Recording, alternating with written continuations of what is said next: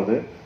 ஏன்னா பல தடைகள், பல இதை தாண்டி தான் நாங்கள் வந்து பிரச்சாரம் பண்ணோம். பல தடைகளை தாண்டி தான் ஒவ்வொரு பகுதியாக சென்று ஓட்டு கேட்டோம்.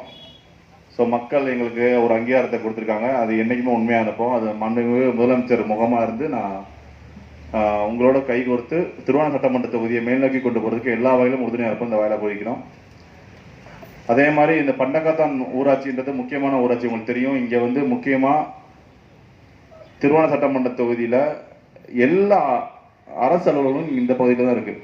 கலெக்டர் ஆஃபீஸில் இருக்கட்டும், மருத்துவக் கல்லூரியாக இருக்கட்டும், எல்லா அரசு அலுவலகங்களும் இந்த பகுதியில் தான் இருக்குது.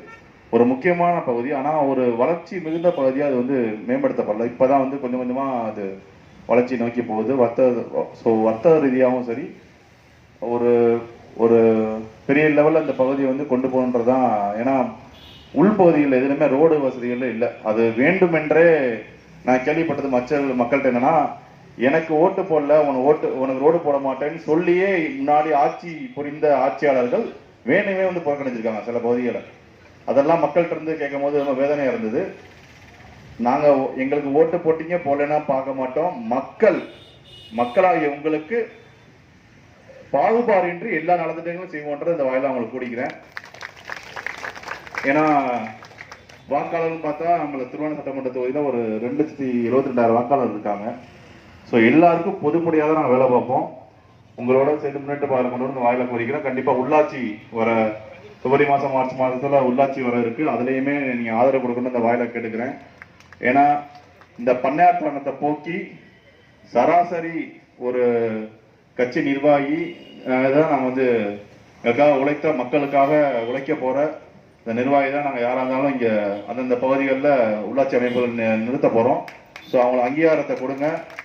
கண்டிப்பாக எங்கள் முதலமைச்சர் முகமாக நான் இருக்கேன், எங்கள் முகமாக அவர் இருந்து கண்டிப்பாக அவங்க எல்லா நலத்திட்ட உதவிகளும் செய்வாங்க. ஏன்னா நிறைய இடங்களில் கோரிக்கைகள் வாங்கும்போது கடந்த 5 ஆண்டுகளாக உள்ளாட்சி அமைப்புகளில் நிறைய குறைபாடுகள் இருக்கு, நிறைய செய்யலை அவங்க. முக்கியமாக ஊரக வளர்ச்சி சம்பந்தப்பட்ட நிறைய விஷயங்கள், இந்த கிராமப்புற வளர்ச்சி சம்பந்தப்பட்ட விஷயங்கள் தான் நிறைய வந்து குறைபாடுகள் இருக்கு. ரோடு போடல, எல்லா இடத்துலையும் 15 வருஷம் 20 வருஷம்ன்றாங்க. முக்கியமாக நம்ம ராம்நாடு பகுதியில் உங்களுக்கு தெரியும், குடிநீர் அவ்வளவு பெருசா இல்லை. முக்கியமாக இந்த பகுதியில் குடிநீர்லாம் பிரச்சனை இல்லை. ஆனால் நம்ம திருவாரூர் சட்டமன்ற தொகுதி சார்ந்த இதர பகுதிகளில் அந்த திருவாரூர் யூனியன் ஆர்எஸ் யூனியன்லாம் குடிநீர் பிரச்சனைன்றது ரொம்ப மோசமான பிரச்சனை. இது இங்கேயும் குடிநீர் பிரச்சனையா, பரவாயில்ல, சரி செஞ்சு கொடுத்துருவோம், ஒன்றும் கவலைப்படாதீங்க. கண்டிப்பா பண்ணி கொடுத்துருவோமா, உறுதியா பண்ணி கொடுத்துருவோம். அதனால எல்லாமே ஒன்னா நாங்க என்ன பண்ணிருக்கோம்னா, பொதுவாக வந்து 2 அலுவலகங்கள் பிரிச்சிருக்கோம். ஒன்று வந்து திருவானை சட்டமன்ற உறுப்பினர் அலுவலகம் அங்கே இருக்க திருவானையில், ஒன்று வந்து நம்ம வந்து அண்ணா யூனிவர்சிட்டி பக்கத்தில் ஒரு சட்டமன்ற உறுப்பினர் அலுவலகம் வச்சிருக்கோம். அது மூலியமா நீங்க உங்கள் கோரிக்கைகளை கொண்டு செல்லலாம். அங்கே எப்பவுமே வந்து நம்ம கட்சி சார்ந்த நிர்வாகிகள் உறுப்பினர்கள் இருப்பாங்க.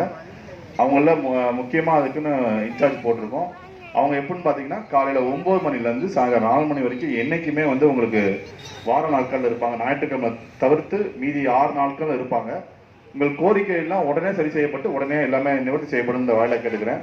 ஸோ எதுனாலும் நீங்கள் வந்து தயங்காமல் உங்கள் வீட்டு பிள்ளையா நினச்சி, உங்கள் வீட்டு பையனா நினச்சி என்றைக்குமே வந்து நான் வார இறுதி நாட்களில் தொகுதிக்கு வருவேன், என்னை அணுகலாம். அப்படி இல்லாத பட்சத்துக்கு நீங்கள் கண்டிப்பாக சட்டமன்ற உறுப்பினர் அலுவலகத்தை அணுகி அங்கே உள்ள கோரிக்கைகளை சமர்ப்பிக்கலாம். கண்டிப்பாக உங்களுக்கு எல்லா குறைகளும் எந்த விதமான தொய்வும் இல்லாமல் நிவர்த்தி தரப்படும் இந்த வேலைக்கு கொடுக்கேன்.